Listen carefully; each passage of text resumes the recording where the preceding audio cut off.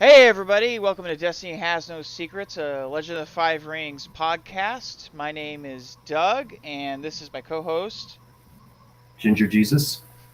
And tonight we are going to be talking about the Crab Clan fiction. Also, we're going to be discussing some of the do's and don'ts of the storyline, some things that we would like to see, or maybe some things that we don't want to see again from the old storyline decision, and God! interaction. Yeah. And the interactions from the community, storyline tournaments, that kind of stuff. So, before we get started, a couple podcast updates. So we received. I want to give a shout out to Jag. He emailed me about a day ago with the last two write-ups for our, sell us your clan write-in.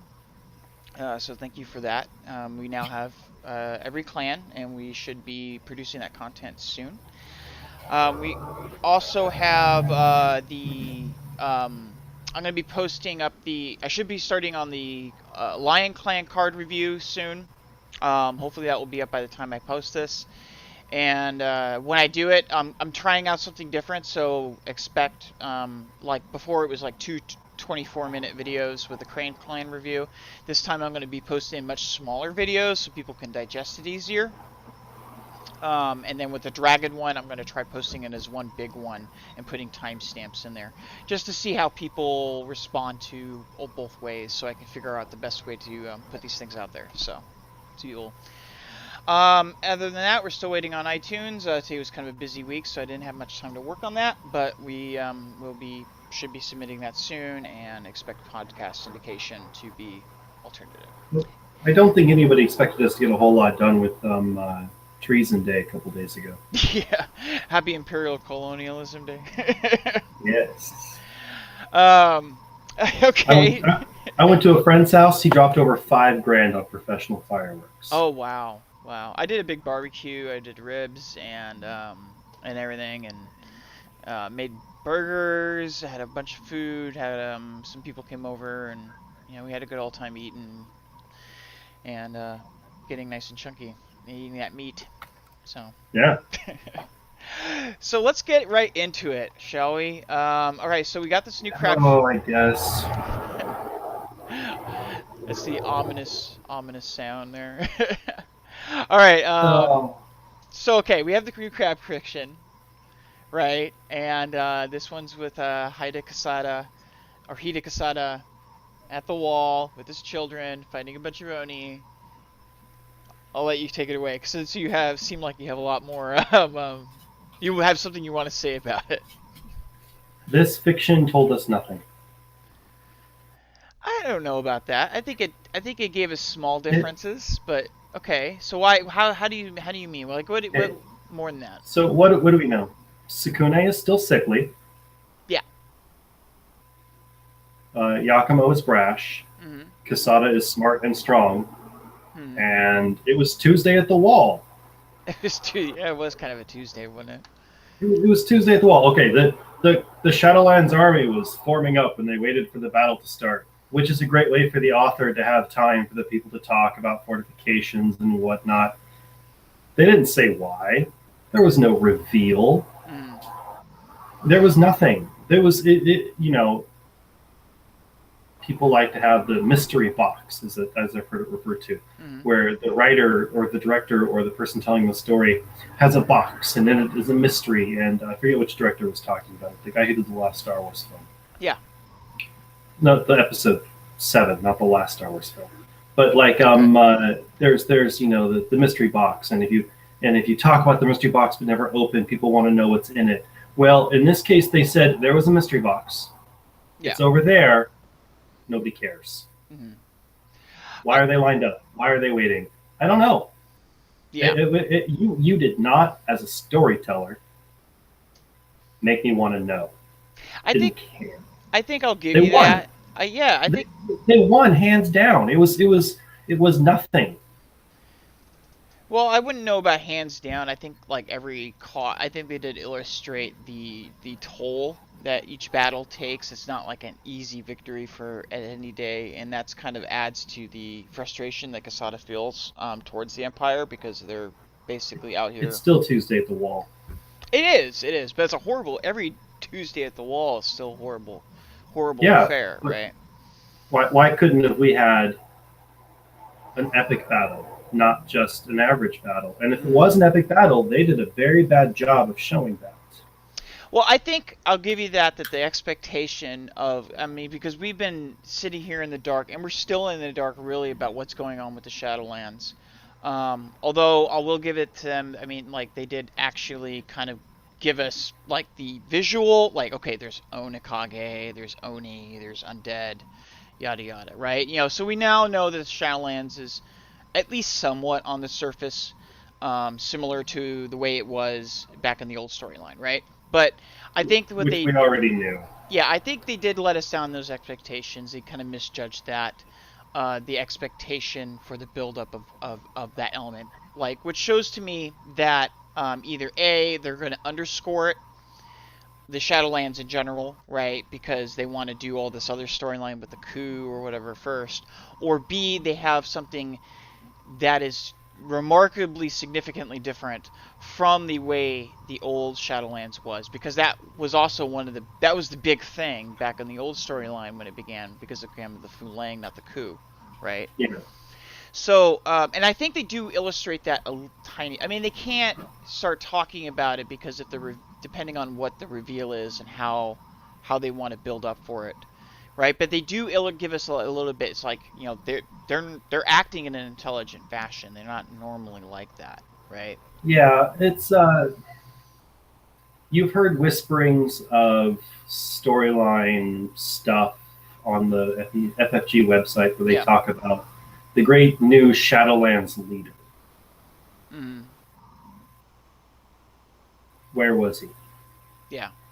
There wasn't a whisper in the story. I was waiting for it. I was reading the story and I was waiting for the whisper of the great new Shadowlands leader. Yeah. There was nothing. There was a lot of fan service where they discussed all the clan heads and what they do. And But it was fan service. They also I didn't gave us, learn anything. yeah. They also gave us some new characters too. I mean, so it was. I think it was this What? was a. Well, they gave us the two. They gave us the Haruma person, the scout person, and they and they gave us the Caillou lady. I actually liked her character really a lot because she was like this geeky. She was like a geeky crab, you know, like. But well, I mean, if you know the Caillou, they're the geeks of the crab clan. They're kind of awesome that way. They're builders. They're artisans. Mm-hmm. I think this when was. You have a warrior in the Crane clan is a duelist because it's artsy. The artisan in the crab clan is a siege machine builder. Yeah, they're all about. I'll give them that. I'm hoping she becomes a better character as the story goes on. Mm-hmm. I don't remember if Taka's son was ever part of the original storyline, but they introduced him. Yeah. They mentioned Taka was off with the Imperial family, the Emperor trying to get more things for the wall. Yeah, when I read that, it was like they didn't really give us a whole. I mean, not that I would expect to in a battle fiction, but they really kind of just glazed over Yusuke Taka. I was thinking, wow. It was literally the throwaway. We are the crab, and nobody cares about us. I think that's important, though. This is a lot. This is very in the vein similar to the first fiction. And again, I know you didn't like that fiction either, but you know, this is much more internal. They're showing the dichotomy. I think they really illustrated the family relationships much stronger. They gave us a lot more about the sort of dichotomy between, you know, how Kasada views his children. I mean, they always reference that in the third person in the old storyline, at least as I remember it. But they never, you know, now they're actually showing these nuanced relationships. You know, like Yakumo in the old storyline was just his father's son, right? You know, he was like the light in his eyes, as it were. But now he's like, he was Kasada 2.0. Yeah, and now Kasada goes, well, you're like me when I was younger, but you're not cautious enough. You're too reckless. You know, so there's that little bit of like, you need to wisen up, kid, because you're gonna get hit. He was pissed. Yeah, he was. And I think that's. I understand that. I mean, Yakumo was his wingman. You never leave your wingman. Did you not watch Top Gun? Oh yeah, you never leave your. You never leave your wingman. He left. The wingman left, Yeah, well, you and could. then Hmm. nameless crab samurai who got named after death had to show up and save Kasada from a giant oni, which Kasada probably could have handled on his own, Yeah, but he needed to leave. yeah. He will And forever. so she went and she took that death on herself, and she is, in my opinion, the player character in that story. Yeah, she's the PC. I. She is. She's like the red shirt out of Star Trek. You know, she's Hida red shirt. You know, you ever play the L5R roleplay game? You're the guy who shows up to save Kasada. Yeah, I Granted, you're know. supposed to survive. This one, not so much. Yeah, screw the story. The characters being the center of the storyline. You're just you're there for your Yeah, Trump blocker. I felt so let down by the story. I agree. I could see where you're coming from because there was a lot of anticipation, right? You know, we are all looking at this storyline going, what's going to go on? You know, Yeah. what's the big draw here? Because, you know, before we knew what it was right off the bat, because, you know, well, I got into the game after the game started, but still, when you got into the game, that was what their pitch. It's like, oh, it's the evil emperor's taken over the empire. You know, Yeah. that and the clans are fighting. So this is a different, but then again, it's also a different scenario in the release, the re-release. So I think they're taking their time, you know, and that is kind of a letdown. It's hard to judge as an author. I don't blame the author so much, or I don't, and I also don't necessarily blame FFG because it's, you know, again, these storylines would have been written before these released. They were probably written 3, 4, 5 months ago. You know what I mean? I understand. I understand the devil's advocate you're playing here. I do. I really wanted to like this story. I really wanted to like this story because I love the Crab Clan. Yeah, I just want. But when the Crane Clan story came out, Mm-hmm. I read that story and I thought, apart from the clan champion who I didn't quite connect with, I thought it was a great representation of the Crane. Yeah. When the Lion Clan story came out, I was thinking, I don't understand the lion that well, but I like the story. It's a good representation of the lion. I may have a few nitpicky issues. Yeah, yeah. Dragon Clan story came out, and I was bowled over. It was a fantastic piece of fiction, in my opinion. I agree. I agree. Other people have issues with it. That's fine. You're wrong. Well, it's Go on with your life. fiction. But this one felt phoned in. Yeah, it was just like, here's your standard crab battle, you know. Well, even in the respect, just to kind of go back towards your case here, you know, even in the respect of the internal sort of storyline they're trying to tell, I think they could have focused a lot more. I mean, if they would have taken the battle out and just had it be after the battle, you know, where Kasada's walking through the ranks of the dead, you know, that they're having to burn and stuff like that. I think that would have been much more profound, honestly. And then dealing with the ramifications of the Empire not sending help and dealing with ramifications of the clans around them. Yeah.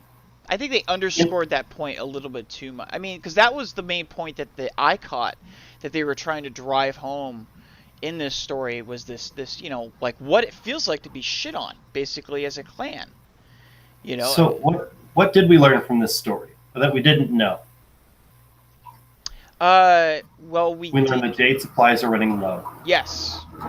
We know that the Crab Clan are in dire straits because nobody respects them. Yeah, that's. We didn't learn that. We knew that.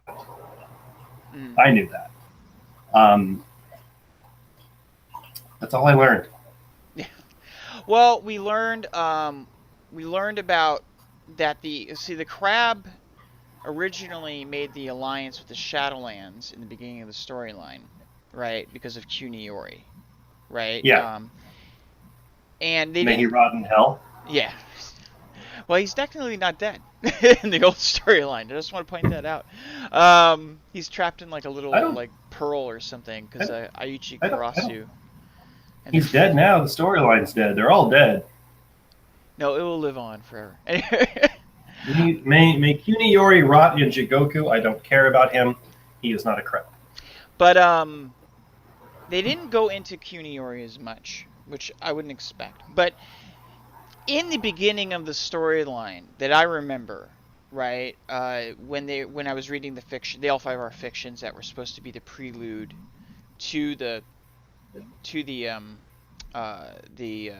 Clan Coup era, the L5R fiction and Yeah. background, and then the fictions that came with the Scorpion Clan Coup and things. Um, they illustrated Casada in a much different light. He was almost arrogant in a lot. I mean, he's still like obviously very confident in this storyline, but he was very arrogant. He thought he was better than the Empire a little bit, and he was really. I mean, he was still also Oh, butthurt, but that's the way he I'm gonna came off to me. I'm gonna correct you there. Mm-hmm.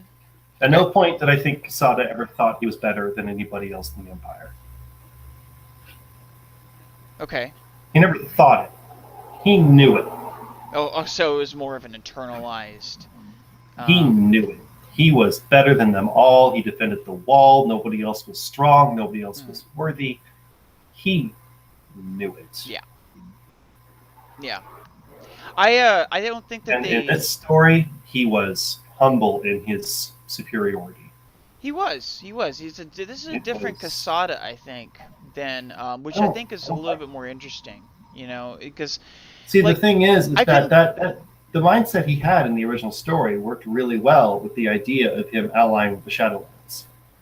Yes. Because he felt he was better than them as well. Yes. He felt that no matter what happened with the Shadowlands, he could control the situation. Yeah, it was the same. This Casada could not ally himself with the Shadowlands and still maintain a cohesive story. Yes. Or if anything, it'd be a lot more of a complex scenario that would evolve with that, right? Not just something so simple. I think of the same overconfidence that he had when he walked into the court of the Emperor to challenge him to a duel, and then he got his ass handed to him in the old storyline, is not being displayed in this Casada, right? This is a Casada who has a deep empathy and connection, not just to his children.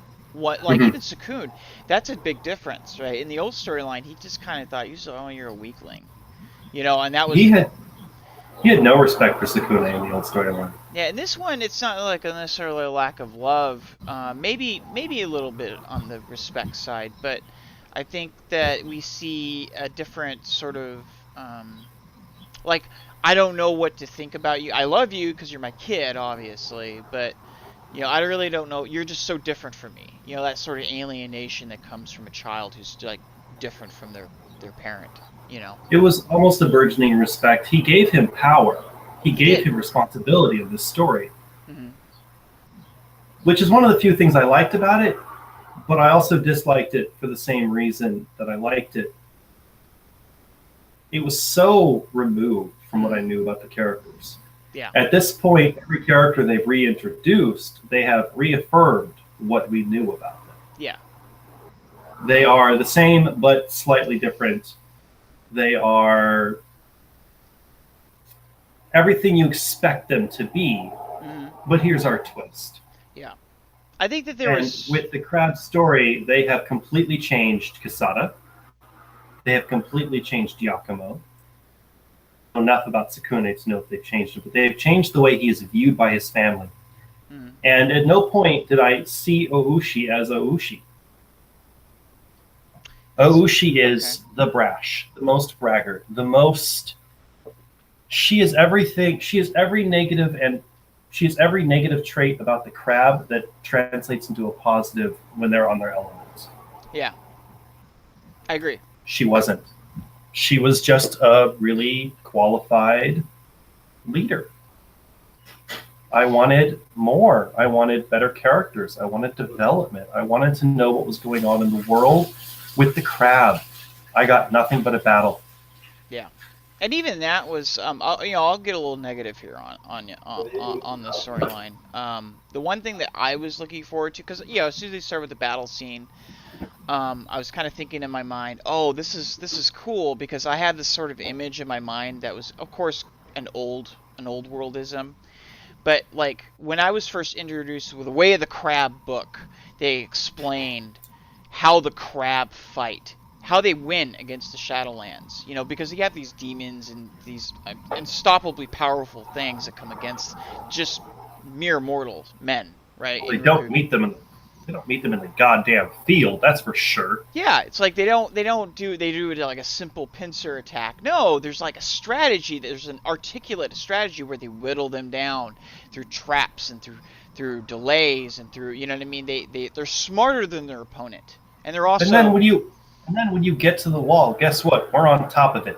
Yeah, they control the territory. They control they put your opponent into a ground in which they can hit them with all of their strength, and crush them.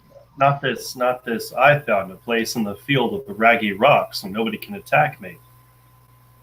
Yeah, it was an afterthought. I don't know if the author really that was studied it all. Well, no, I mean, like, I just don't think it was an emphasis. I don't like to blame authors because they have reasons for what they do, Yeah. I mean, even if I don't like what they're doing, I don't like to bash on what the author the author themselves is the reason. If you tell me that this author was given a project and some line notes and told to finish this story in a couple days, I will give that author all the leeway. Yeah. But if they had time to read through the original book, I mean, I have 6 copies of Way of the Crab. I'll mail him one. I don't even care. I have 1 copy. I'm not mailing it to him. It's a first edition. But my point is still valid. It's not that hard to find. The original stories are out there. A little bit of research, not even much. I felt so let down. Yeah, I get you. I know how it is. And the worst part is I've signed up to go to the panel at Gen Con where FFG is going to talk about how they design this game. And I'm praying for them to watch this podcast. Because if they hear some of the things I've been saying about them. Well, no, I think it's important to distinguish. I think it's important. I don't want to get dirty looks. I think it's important to distinguish critique from just bashing on something, right? It's okay to not like something, right? I have criticisms about the certain ways, and that's based garnered from expectation. Same with you, right? And it's hard. That's one of the reasons why I don't like to get on the authors too much. It's hard when you're writing or doing anything to know exactly how it's going to be received. So I think it's important, to articulate that maybe this particular fiction wasn't playing to the strengths of this author, because I definitely do think there were strengths, like displaying those relationships between the children and just in very short. I mean, because they have all these other battles and things that are going on, right? In very short terms, they gave us the entire dichotomy of the way that family works, which is a really complex thing to do. And I do. That's like so. I'll give you that. I felt like I was watching it. I felt like I was reading a term paper, and somebody was just hitting the liner notes. Yeah. It's rough. This was not by any means. I think this is probably the least favorite fiction in a lot of ways because of the anticipation. For you, if you ruin the Scorpion Clan story, I will be very, very, very upset. Yeah. I love the lion fiction, I won't lie. It was a battle scenario, it was everything you expect out of Lion, but the battle was half of it, and the other half was very character-driven. Yeah, and even the Crane fiction, which I had a couple issues with, was pretty, was good. This one is a little bit, I think this one is just, it was fine as just a story, right, but it wasn't fine for the first story for the Crab, in my opinion, for really hitting those marks of what we were expecting and giving us an image of what to. I mean, because if they're going to pay fan service to us, they need to, I mean, I'm not asking them to reveal the storyline. I'm just asking them to articulate on things other than just a random battle. Here's the thing. These opening stories have one of 2 purposes. And we've already discussed the purposes. It's either to bring in new players, which we've already decided isn't the case, or it's fan service. Yeah. This story does neither. Yeah. I do kind of agree with that, because it really doesn't. I mean, I would never show this story to a new player who wanted to play Crab, and if you're an old Crab player, the story taught you nothing you didn't already know. Yeah. It introduced no new characters that were interesting, save maybe one. And even then, she only got 3 or 4 lines. And after that, it was just a random battle, which didn't start the way it should, which didn't work the way it should at the beginning. Mm-hmm. But at no point did they tell us why. I think it would have been important to Or show. hints. Well, it wasn't linear, right? So there's this theory for stories. It's like sort of like when you have a story, like everything in that story is representative of what you're writing about, right? So in this story, you had the internal dialogue with Casada and versus the Empire, right? This sort of like justification of role, this crisis of identity, almost, right? And then you have this external threat, right? But instead of linking the two in a metaphorical way, as it were, you know what I mean? Like, why are we doing this? And like, they just kind of like, okay, here's what's going on with him versus the Empire, and now we're gonna have a battle. Oh, now we're done. Okay, and I really think the ending was the best part. I really liked the ending, because of that. It showed us the kind of the relationship with the peasants for one. Where they're like, which you never saw really. One of my favorite fictions from the Crab in the Old Storyline was through the perspective of a peasant, right? In the Crab clan, right? And it was Haida Uu. She was the champion at the time. So like that, to me, was really cool, and the sort of horror, that sort of wartime, Full Metal Jacket, horrors of war, the insanity of warfare type of dilemma, the chaos of what's going on and people trying to cope with it. I like that they really did. He really did that well. When I try to sell the Crab Clan to people. Mm-hmm. In the roleplay game, especially, because it's easier to sell the Crab Clan in the roleplay game than the card game. It is. It just is. Well, but when I'm trying to sell, because I'm a story-based guy, I prefer the roleplay game over the card game any day of the week. Assuming you got a good group and a good GM, which is so hard to get, but it's my preference when you have the right group. Yeah. In the Crab Clan book, the first one, there is the story of Hida Casada as a young child who straight up murders Lion Clan. Yeah. He tricks them into falling into a pit of spikes because they punched him in the face. Mm. Yeah, that's pretty. The hell! As a little kid, no, nonetheless. He was like 7 in that story, or like 8 or something like that. They were like 12 and 13. There was 5 of them, and he just messed them up. He murdered them. I don't want to fuck with that kid. That is the Hida Casada I expect to see. Well, he was ruthless. I expect to see the Hida Casada that shows up for a battle with the Shadowlands, and him and all of his guys are on top of the wall. And all the war machines just start raining death. Yeah. And he's like, you know what? We're not losing a single goddamn samurai today. Rain death. He didn't. Ruthlessness, right? So that's what you admired at the Casada in the old storyline, was the sort of ruthless nature. If they breach, kill. But until then, pitch, tar, mortars, rocks. Yeah. Shugenja throwing jade. Do not mess around. Kill them all now.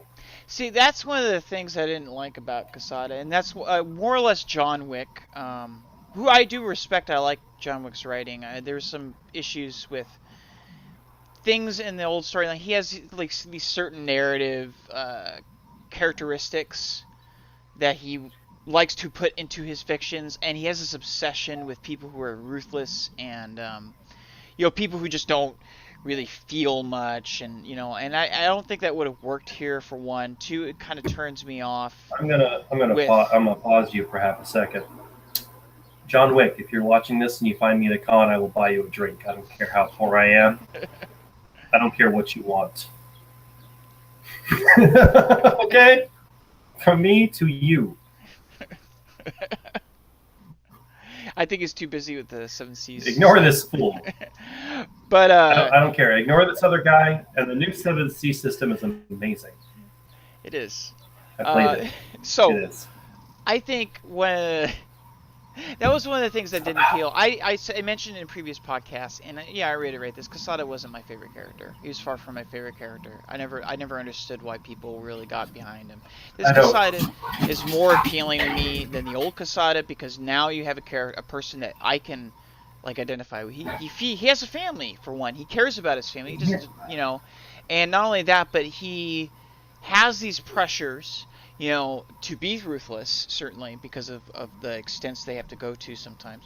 But also this kind of burdenous loyalty and these concepts. Much more depth, I think. And I'm going to enjoy seeing them further elaborate and letting us know more about this person, especially if he plays as pivotal a role as he did in the old storyline. So. All right, I'll give you points for that. I can see that. I really hope they grow on the concepts that they've given us properly. Yeah. Yeah. I will say in the old days of the old storyline, I believe that the original 6 champions, were characters of their clan. Sada was not a person. He was the personification of what people thought the Crab Clan should be. Hitori, same thing. They were all characters of what we thought that, and we didn't really get personalities running the clans until it was their successors. Yeah. Which that's kind of when the Crab Clan came into their own, in my opinion, when Yakumo took over. Up until then, the Crab Clan storyline-wise, whatever, who cares? They're interesting, they're strong, they're powerful, But it wasn't until Yakumo was the champion that we had a real personification running the clan that was not just this vague idea. Yeah. This two-dimensional character, as it were. I am Crab. I will go out and say Hida Sakune has always been my favorite crab. Hida Yakumo, a very close second, and for very different reasons. I love Hida Sakune because of what he did. I love Hida Sakune for what he was capable of. And I love Hida Sakune because he was weak physically, but never let that stop him. And even when he was sacrificed, he still came back to protect his clan as the spirit form that he was. Hida Sakune was the epitome of what the crab should have been, in my opinion. He was almost the personification of Hida's son, the illegitimate one, the one who was the weaker of the two, the one who became the leader despite not being strong, because he never gave up. Yeah. In a nutshell, Yakumo being the opposite of that, the guy who always succeeded and always figured it out and always worked out well until he had his hand cut off. At which point he became a bit more humble. Yeah. And with that humility came the desire to destroy his enemies without sacrifice. Destroy his enemies. How do I say this? Hida Yakumo became the epitome of the strength of the Crab Clan because he always won regardless of his own honor and glory. Gotcha. I mean, until he went after the, Haruma Castle. Yeah. So, I think it's been probably quite a bit about the fiction. It was okay. I liked it for certain points. I thought it was really good in certain points. I do agree that there were definite letdowns and expectations. But yeah, so hopefully we'll continue to see these evolvement of these characters, because I think that's probably the most positive thing we can pull out of this is the seeds for a much more nuanced characters going forward. If they throw Ushi on the back burner again, I'll be okay with it. I loved Aoshi. That's we're opposite because Aoshi was like your least favorite. Like Aoshi was one of my favorite characters because she was like she was a shit kicker. You know, she was just like Yeah, but out who there cares? kicking ass, taking names, being a badass. I That's mean, like I don't that. know. That's because you're lying. Yeah, it's true. I guess. I loved I loved Yakumo, and I still love Yakumo because he was the physical strength of the crab, and I love Sakune because he is the mental strength of the crab.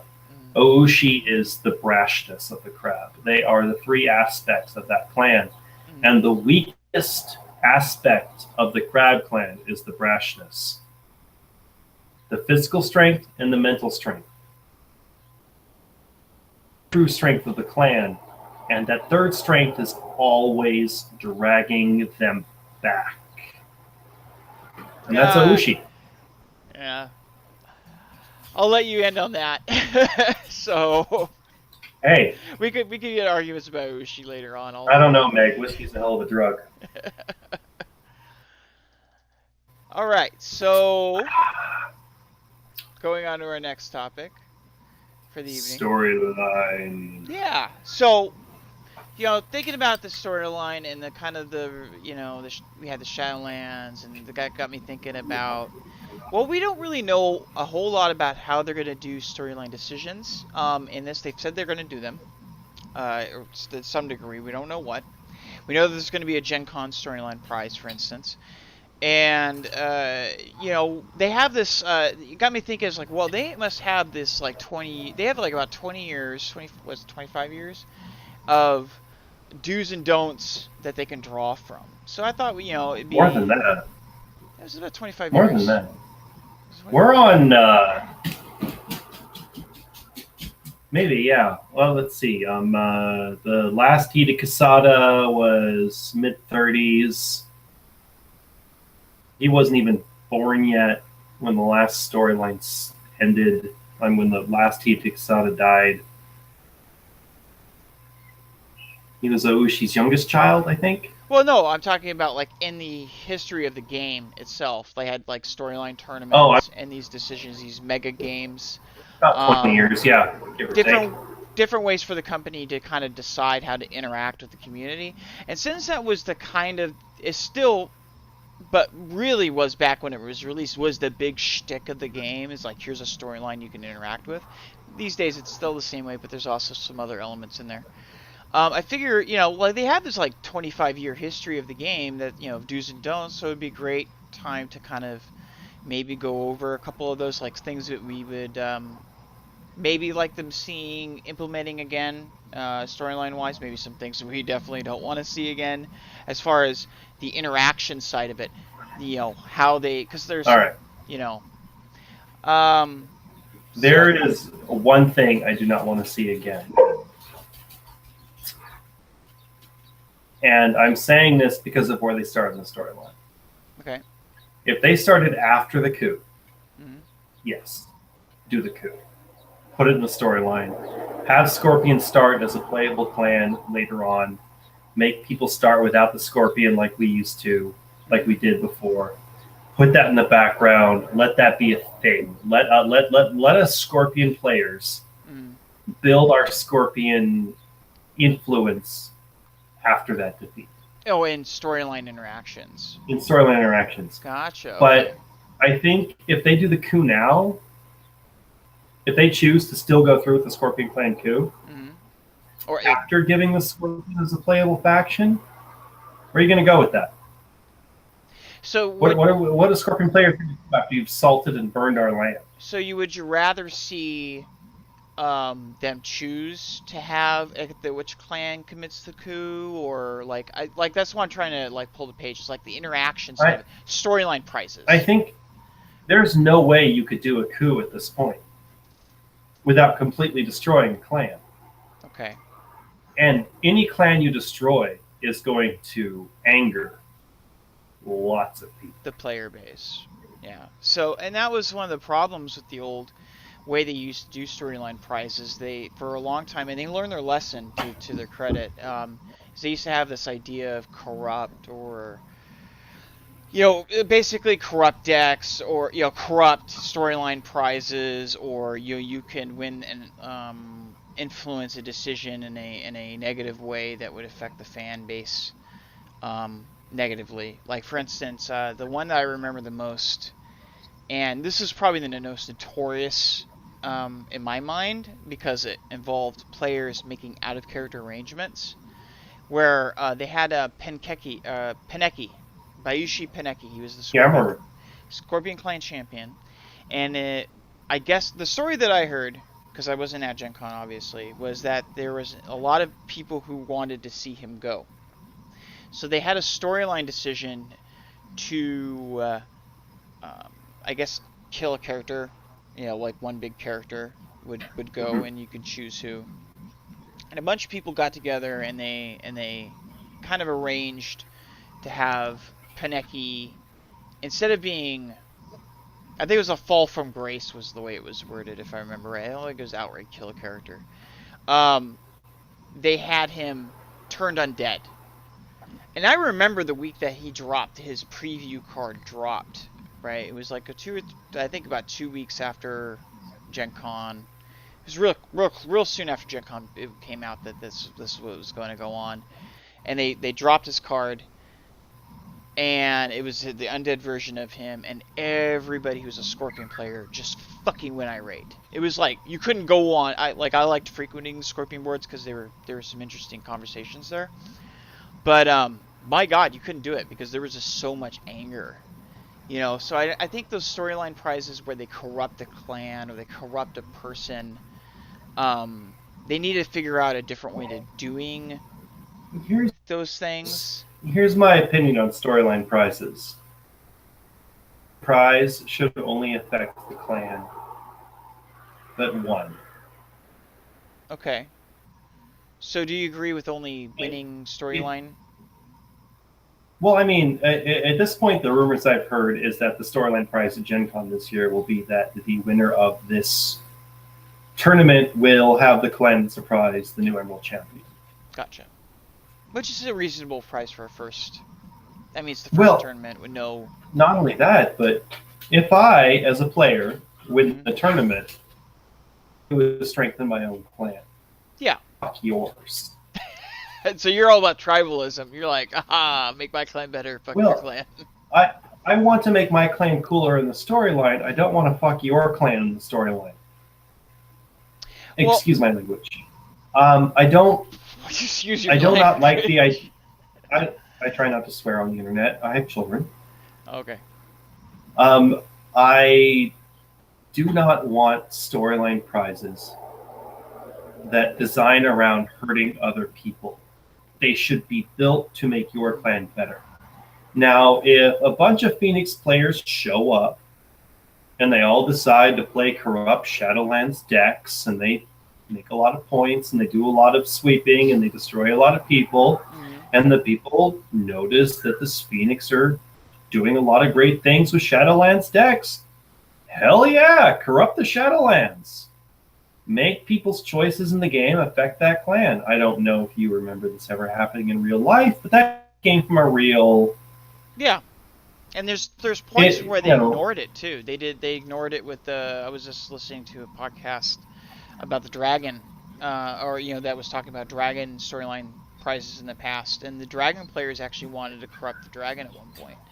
And with the Tomy thing, and they ended up kind of ignoring it, only paying lip service to really what they wanted to do.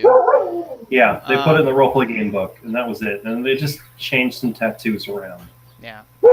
What I think what they need to do, if they're going to... Here's the thing. I was like, one, I think that they should definitely have storyline prizes for the winners, right? And probably at only the premier level events, like regional or above, right? Because there's also different level events where they can make these decisions.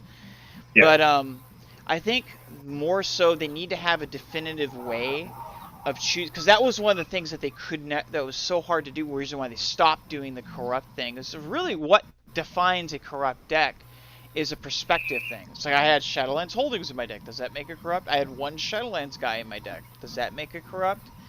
I'm playing you know, I mean, so there was always that kind of controversy or issue.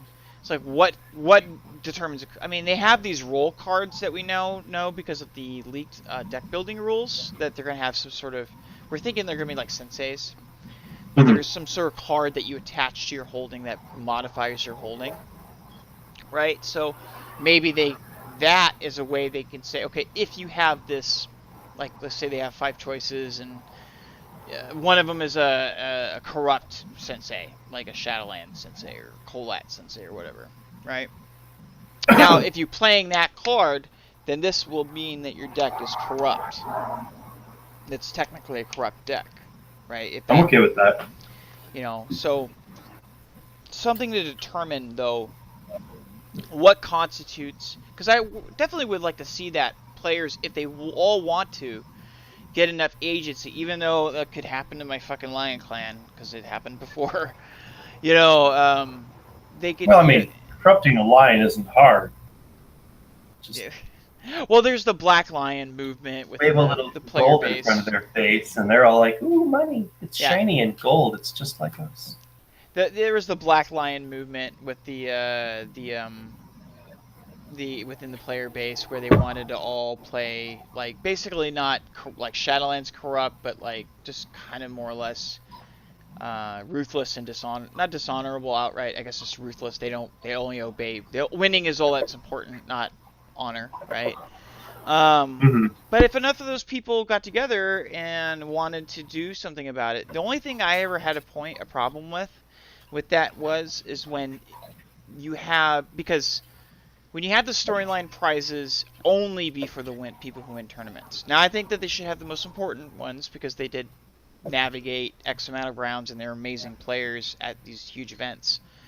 Hmm. But I definitely think that there should be an active effort to make every storyline tournament, you know, where there's going to be decisions like this handout, be more inclusive. You know, I would like to see decisions based upon clan population. You know, like if so many players play this clan, then they might get something, or maybe a voting system like because FFG's done a voting thing with Netrunner. They did a tournament series where you went in and voted. Um, so that kind of stuff, right? Because I always felt like going to a tournament that it sucked. It's just like, well, you know, I'm not the best player here. I'm okay, but I'm not the best player here. So like I just would exit out any chance. I like, you know, I'm not even gonna think about it because it's not gonna happen. You know, for me anyway. See, I'm the guy that builds theme decks, hoping I win. Yeah. Like I went to a thing in I went to this thing in Alaska, and I built a spider deck because I hate spider. And I built a spider deck that was full of the quote unquote the Roman legionnaires because Yeah. I wanted to place, yeah, I wanted to place high enough that the spider and the Roman legionnaires would be permanently linked. Yeah. Because I hate spider,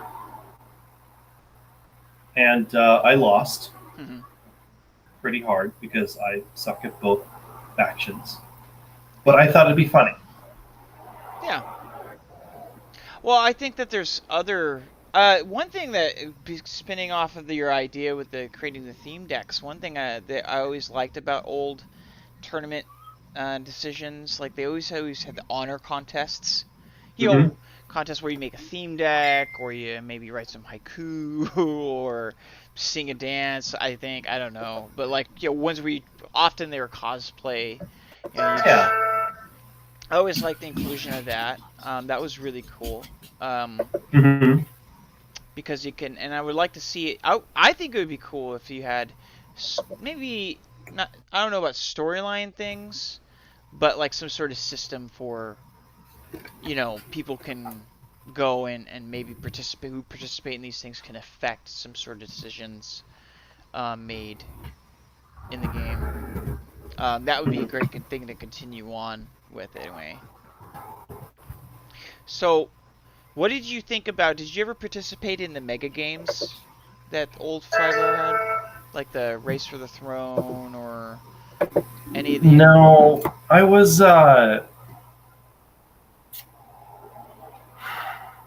so I never felt confident enough in my card game abilities to compete, Mhm.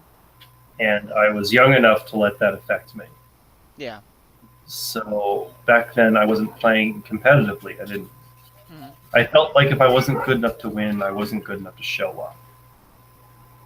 Okay. And a lot of people get that impression. And I kind of wish I had, but I didn't. So there's that. Yeah, But well, that being said, I want to do that now. I'm grown. I have the option. I'm going to try it again. cool. But I didn't, and I wish I did, because I missed so many great storyline opportunities that I could have been a part of, and I just simply chose not to. Gotcha. Well, they had these things, so they had these mega games. They had a couple ways they did it, right? Mm-hmm. Where they the first time I didn't participate in Race for the Throne. So they had Race for the Throne one year. They had I'm trying to remember off the top of my head. The three, yeah, they had basically like three ones that I remember, and there was almost like these for the Imperial Assembly members. So they used to have this for people who didn't play the old game. They used to have these fan club memberships that you can called the Imperial Assembly, and you would get the ability to trade in uh, Koku points, like Pepsi points, in for special cards. And yeah, I also gave out some storyline decisions. They would have votes, for instance, like one Kotai season. Every year, that Kotais were their premier level events almost. And one Kotai season, they had this game where basically you would vote. You would have votes for things. The clans. So I was registered as a Lion Clan. So all my Lion Clan members and us had to vote for what decision we had to make on this game board. It was interesting. They had a map, and then we had to like move pieces. It had its own little mechanics and things like that. We had to vote on what decisions we wanted to make, and that would affect what would happen during the Kotai season. Now, it was really clunky. I thought the concept was interesting. A lot of people don't like mini games, but like I thought it was cool. It was different, you know. Um, I would like to see such things extended. Maybe if they do mini games, like extended to the population is large, obviously, because they don't have a fan club. You know, some sort of weird mini game where you can do things or maybe get achievements during a tournament. I don't know. Like, Mm-hmm. what do you think about the idea of that, having mini games? Just from the sound of it, because I know you didn't participate.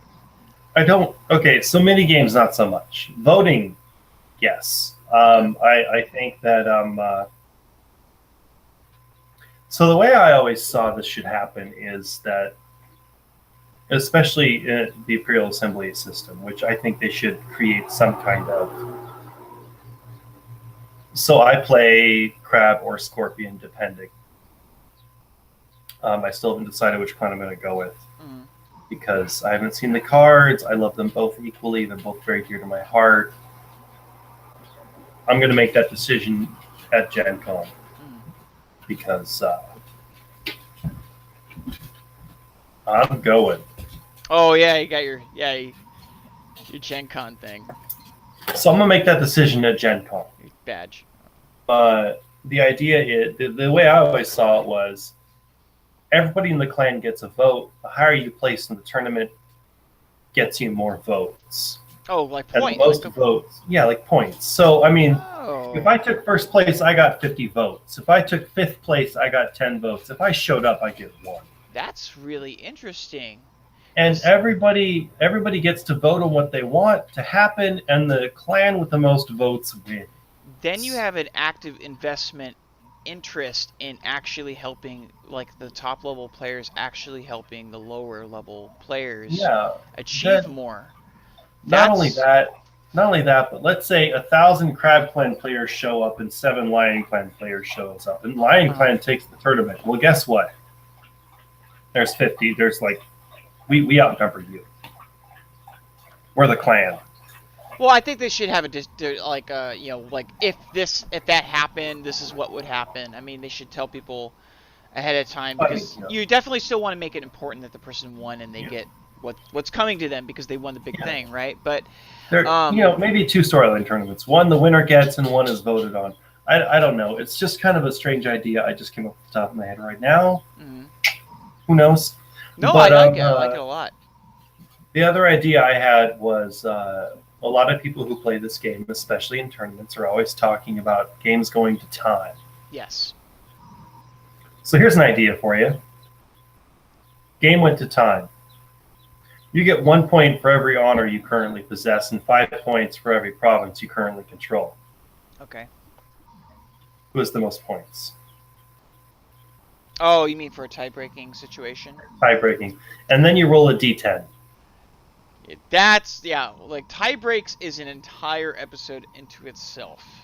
But I mean, like I had that idea a couple weeks ago, and I wanted to bring it up on the podcast, but there was never a point where I could. Yeah. I mean, and even that can be workshopped. I mean, if you work for FFG and you work in the part of the FFG that controls tournaments, and you hear this idea, please steal it. Yeah, I think what they're steal it, work it, make it happen. I think the idea of like, what is it, 20 honor now to win? 25. 25 to win? If I've got 23 honor in one province and my opponent's got 5 honor in 3 provinces, if this game had got 5 more minutes, who would have won? Yeah, that's the question, right? With the going to time itself, they're more than likely going to do, because this is what they do with all their other games, they have a timed win and a timed loss. So they probably have some way of judging a timed win versus a timed loss. And so you get 3 points if you win, right? You get, I believe, 2 points. Oh, I was giving the finger. 2 points if you get a timed win. If you go to time and you have won the game. And then 1 point if you get a timed loss, right? You went to time and I think you get no points if you lose, right? So how they determine that, like, who knows? It's a very heated debate. I tried in the old game to try, and a lot of people have had this conversation. You could tell even when you got on the forums and you started mentioning it or talking about it, even though you thought you were the first person to think it up, everybody would be like, dude, don't bring this up. Not again. Like, this is it. Yeah, I'm sure. I doubt I'm the first person to ever come up with this idea. Yeah. No, that's the way they used to do it.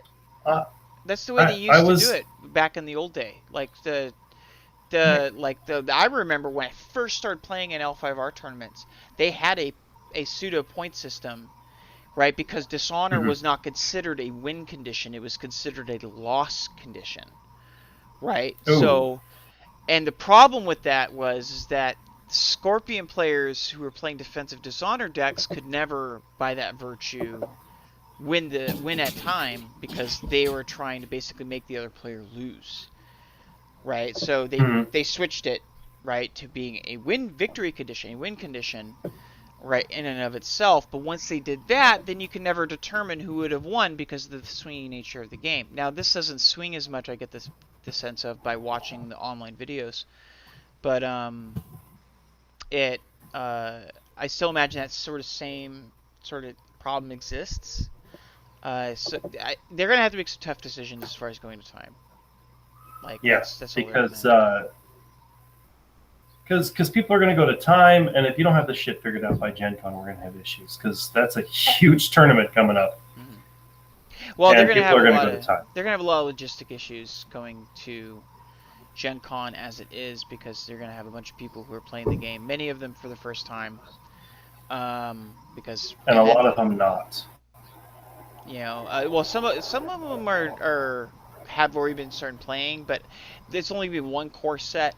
So then there's going to be deck building considerations. They have to build decks, they have to learn the game, and then they have to go, and then they have to judge all that in addition to all the other distributing.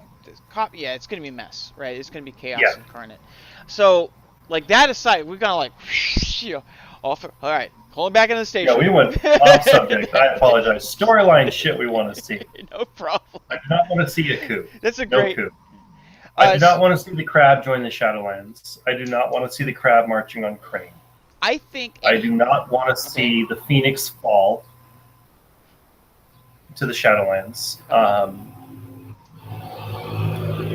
I'd like to see what happens to the dragon internally. I really like what they're doing there. And quite frankly, I'm really looking forward to the unicorn storyline. Yeah, me too.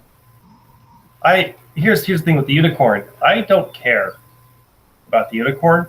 They're a fun clan. Mm-hmm. As a crab player, I found them interesting. I find them a great ally in the roleplay game. Mm-hmm. When someone's playing unicorn, I know either they are a new player or a very experienced one. Gotcha. And I can figure that out by talking to them before the game begins. At which point I know if I'm going to win or if I'm going to lose. I think they're going to be tricky to play, But more than that, what I think big decisions, big negative decisions like clan coups and things like that, I actually am against the players deciding. I think it would be much easier for everybody to accept, right, if there's going to be a big negative point, like, the storyline team actually decides those negative things as opposed to players, because I don't want to see division within the playing community, right? I'd rather us, if we're going to hate something, let's just all hate the designers and blame the designers anyway. No, just kidding. But so I think they can also articulate ways in which it's not all negative, right? So if they say kill, I don't want to see a storyline start that will end with one of the major clans failing. Yeah. I want to see improvements. I want to see people getting better and people getting cooler. Mm-hmm. I want to see major antagonists, but I don't want the antagonists chosen by the players. I want the antagonists to be created by FFG, and I want to see the clans that succeed against those antagonists decided by the players. Yeah. That's my thing. What do you think about the idea, like, and this has just occurred to me, what if they, like, propose these storyline decisions in a way that says, like, option A, B, and C, no option is necessarily a good option, no option is necessarily a bad option, right? They're all just different ways of approaching it, because they're kind of doing that a little bit. They're showing us a little bit in each case the different divisions within the clan, a little bit like the schools of thought at play. I'm okay with that. So instead of my clan hero gets this storyline prize, my clan influences the way the Empire views this problem. Yeah, exactly. Like what are you going to do about this problem? Right? I like that. And I would actually like it if they kept each one of those segmented. Like, they have these own internal problems with each clan, right? Like the Crane are dealing with famine and their loss of political clout.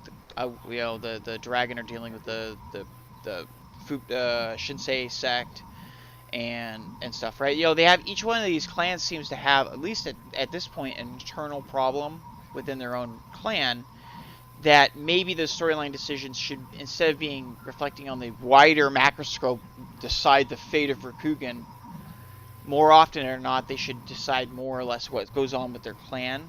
It's sort of like a way of taking the metric of the player base, what way they want to go.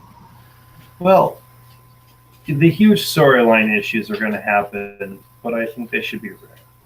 Yeah, they definitely should be rare. I think we both agree on that. Those should be 1-2 year events, maybe even 3 and 4. I'd really like it if they extended the stories out beyond the 2-year arc that we were getting at the end of the last game. Yeah. But the minor stuff, the little things, which clan gets which prize, which clan decides the direction, which clan decides how do we feel about this problem? It's not going to affect the way other people play their deck. It's not going to affect the way other people play their clan. And I think it'd make a great flavor. It would create that idea of I love my clan, and this is what we did together as a clan. And if they're often enough, but not important enough, Mm-hmm. then it will create the clan loyalty that I love so much about this game without creating the clan divisions, Gotcha. which can scare away new players. Yeah. And I think that's one of the biggest things is like we don't want to see players just get completely bummed out because a lot of people place in more. I get the impression anyway that there's a lot of people who place more emphasis on the what goes investment and what goes on in the storyline than necessarily what's going on with the card game. Mm-hmm. And that was probably one of the things. Like when you got into when I was the last couple of years I was playing L5R, it was really shocking because most the people that I interacted with in the community at tournaments and so forth didn't give a shit about. They didn't even really know what was going on with the storyline, except for the Spider Clan players who were 100% into it. But Here's the thing. Here's the thing. I once met a woman here in my hometown who played both Crab and Spider. mm-hmm. What? Yeah. How? What is wrong with your wife? Yeah, you're talking about my wife, right? Yeah. Yeah, like Talking about your wife. the first client she picked up was Crab, and she fell in love with the idea of the champion at the time was Haida Kuon, and Yeah, he was pretty awesome. He was. She didn't know anything about the mechanics. She just liked the picture. Right? She's like she loved the idea, the concept of the crab, and she's always attracted to the grotesque and ugly and brutish things. Like she loves, like zombie movies, and she loves bikers and things like really tough things. So she liked the crab because they're like crude and they're straight to the point and they're brutal and everything like that. And then I taught her the game using her crab deck because she wanted to play crab. And then I spent the next 6 months losing to Kuon. And but then she was like, I want to pick up a second clan, and she went naturally to the Spider Clan because of not because of the like Daigatsu family or any of the storyline stuff, because they are the clan with demons Mm-hmm. and Oni and undead and breeder. She loved her breeder deck because she loves zombies, and like she just loved the withering, and not only that, but playing that, she loved the idea of spawning a shit ton of zombies into play, right, and watching her opponent go, fuck, what am I gonna do now? And she's just like, yep, I destroy you. You see that? well, I detest the Spider Clan. I love the idea of a player picking a clan based entirely on how they want to see themselves win. Yeah. And not only that, but she was actually, as far as the storyline investment goes, she didn't read barely any fiction. She was very much against the idea of the Spider becoming a formal clan. She felt they should have been like Undead Shadowlands and just stay that way. Oh yeah.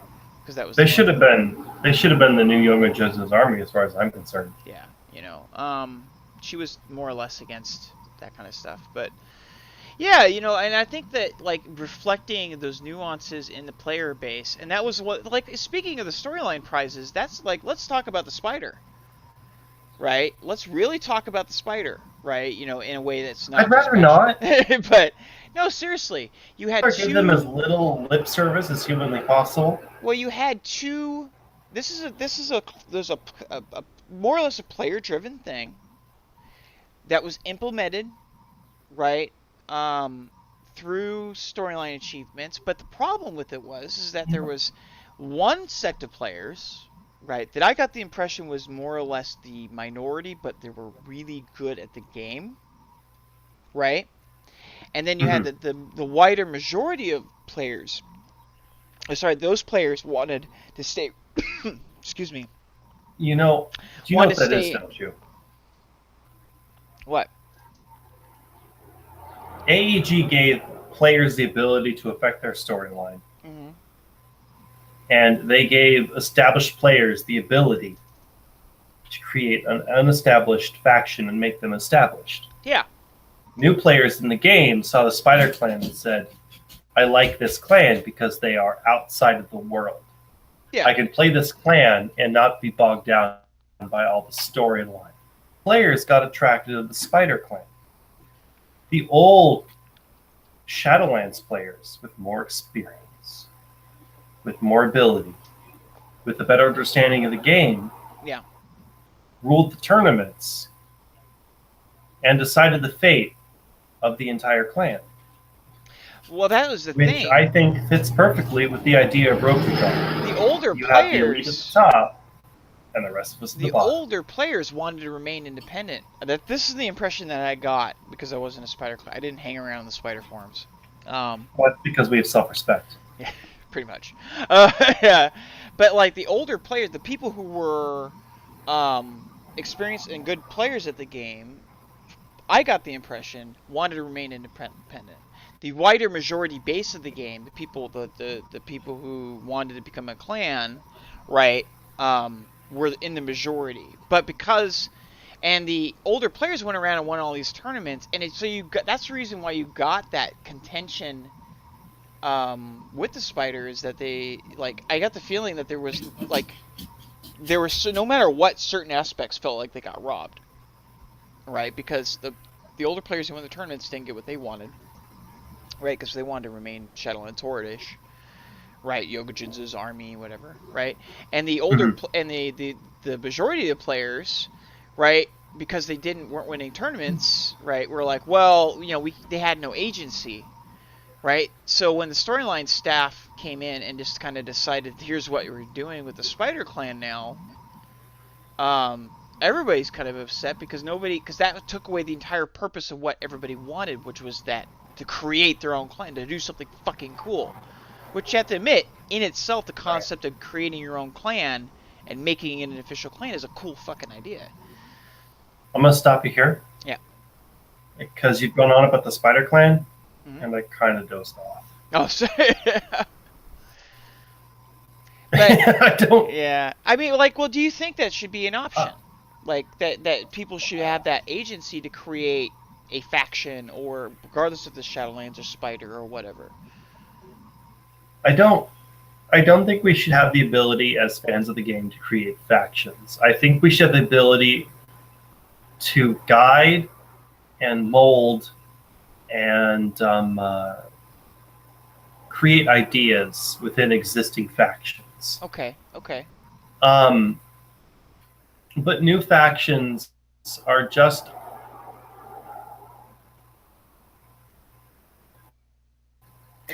I see no logical reason why there should be a Shadowlands faction with power in the Empire.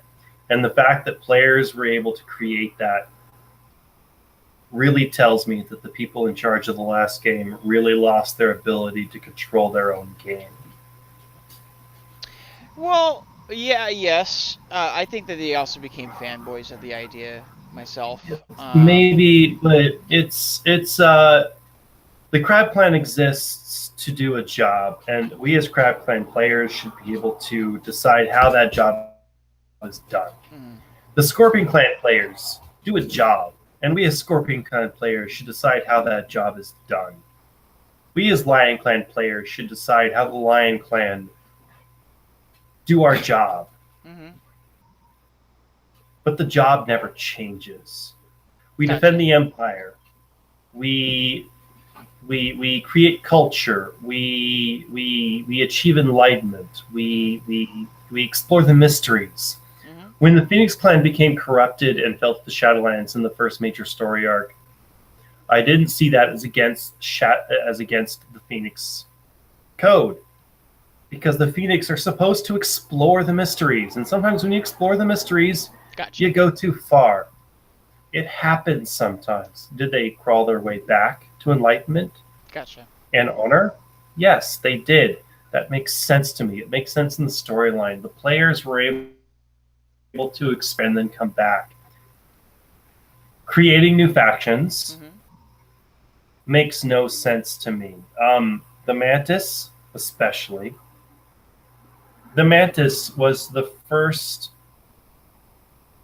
player. It is my opinion. The opinion that the Mantis is the first time that AEG fell down. Yeah. Well, I don't know. Mantis is interesting. It's an interesting, like, It's hard to say because, on one hand, there are some really cool things about the Manus and what they did in the storyline. I don't really think they ever defined them well. It was within their kind of range of what they were kind of pigeonholed to be in. These mercenaries, and they were trying to fit into with the Empire. They are technically a part of it. They just wanted the minor clans want to be a bigger thing, and so. But I I don't think, care. yeah, it's Manus is a interesting. It's like distinct from the spider. Like the spider All right. completely changed their purpose, right? So the mantis and the spider are both Western ideals, imprinting themselves not only on a pseudo-Asian culture, but on a pseudo-Asian culture built on a religious structure Gotcha. that is not fiction to them. In that religious structure, Hmm. how you behave in life affects your next life. The karmic wheel is real to these people in this fictional setting. Yeah. The mantis and the spider are both trying to circumvent using this outside world of players. And I agree. I agree with that. Well, I agree more so on this case of the spider than the Manus. Um, like Well, the I, Manus. I actually would flip those two switches because the spider at least understand where they are in the world, while the mantis are trying to pretend to be something they're not. Yeah. Well, my point is like that was one of the things that I never really liked about the decisions that were made when the players like. There needs to be a stronger sense if players are allowed that sort of agency, which I don't think that they're going to have. Like, just I haven't seen anything indicating the FFG is going to be giving more agents or the equal amount of agency. Well, to be honest, we've seen nothing. Yeah, but like I'm talking as a company, the agency they allow within their interactions with the community. One of my worst fears, and I'm not saying that they do a bad job. I just haven't seen any real. I'm not saying positive, but anything that tells me that they're going to proceed with the same level of interaction that made L5R special in the old game. So that's one of my worst fears. They're not going to hit that mark the way they need to. There's going to be a huge learning curve with interacting with their communities that they haven't really had to go through before. Because they haven't really interacted with the community. I say well, but like not very well. Like I'm gonna, it's definitely something they can improve on. AEG wasn't like that. They were good at interacting with their community, more or less, even though there was specific decisions we disagree with, right? Yeah.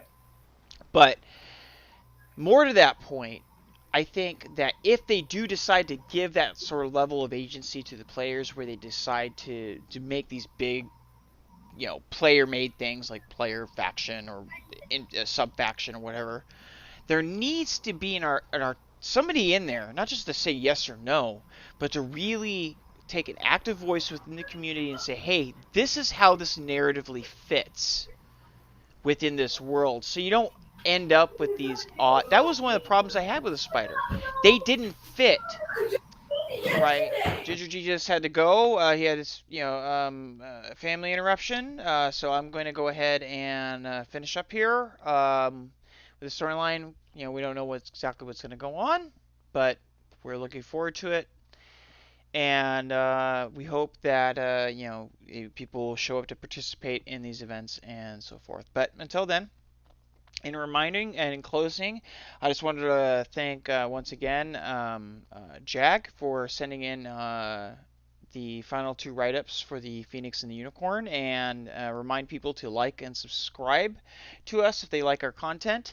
And if soon when I'm going to be releasing the Lion Clan card reviews, and right after that, I'm going to be doing the Dragon Clan card reviews in a slightly different format. So please send us your feedback or post a comment that says, hey, maybe you should do this, or because I'm just trying to figure out the best way that people want the content displayed. What's easiest for them to do. I'm going to try it with shorter videos first, and then I'm going to try a longer format with timestamps. So you can follow us on Facebook at Destiny Has No Secrets. You can Facebook me at L5RDestiny Cast. You can Gmail us at L5RDestinyCast@gmail.com and join our Discord, which you can find the link below into, and you can also listen to us on SoundCloud, and hopefully soon we will be on iTunes. But until then, my name is Doug. You were speaking with Ginger Jesus, and this Destiny Has No Secrets. We're out. Take it easy, everybody. Goodbye!